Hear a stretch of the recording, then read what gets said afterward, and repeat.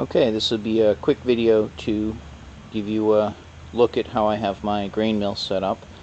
I've got the monster mill, and I have it set up basically just on a piece of plywood with a motor and a pulley. There's not really a lot to it. It was pretty easy to set up, and to the best of my ability I tried to use scrounged parts that I already had lying around. I already had the motor. I had the pulley, which was the original pulley from my apple grinder. You can see that pulley in action in one of my earlier videos, but I've co-opted it for this project.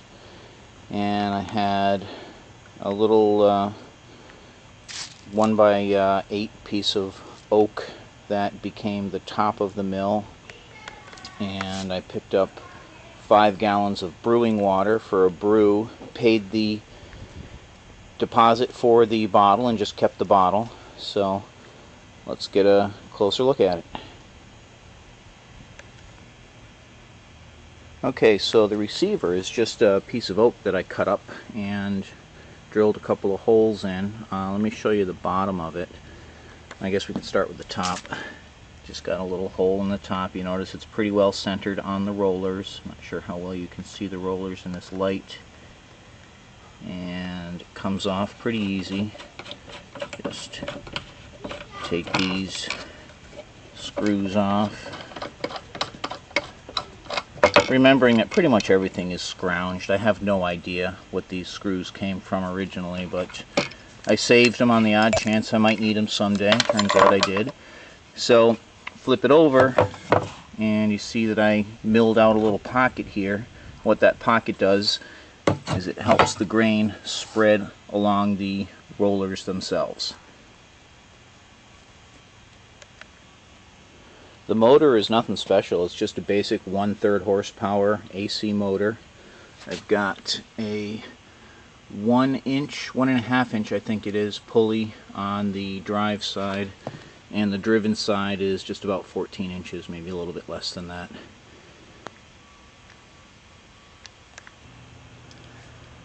So the hopper, like I said, is just a plastic 5-gallon water bucket. I made a little gasket out of a beat up carboy top.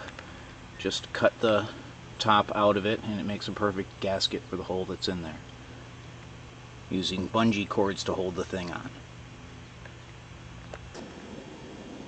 So here's what it looks like assembled and ready to go. We've got the hopper held in place by the bungee cords.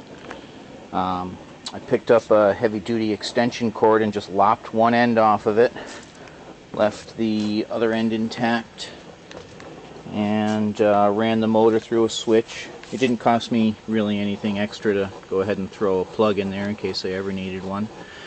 So here's what it looks like when it's running.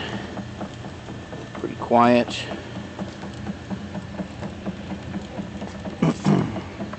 Runs at probably a little over 200 RPM, maybe a little bit fast for the manufacturer's recommendation, but I think that my crush is perfectly adequate. Here's an example of what the crush looks like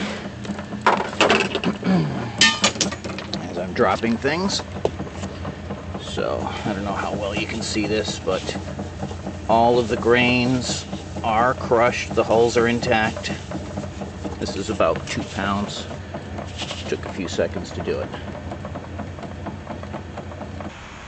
Okay, so I usually turn the motor on before I start the pour, just so that nothing gets clogged up and jammed. So let's get the grain bill in. Today we're doing a brown ale, which is eventually going to be a sour brown ale, but we gotta make sure it works.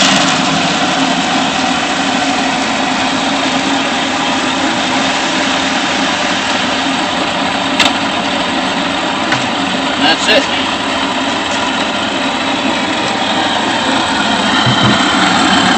Goes nice and quiet, nice and smooth.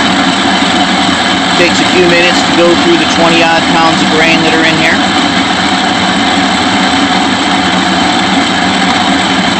And I guess that's enough. Thanks for watching.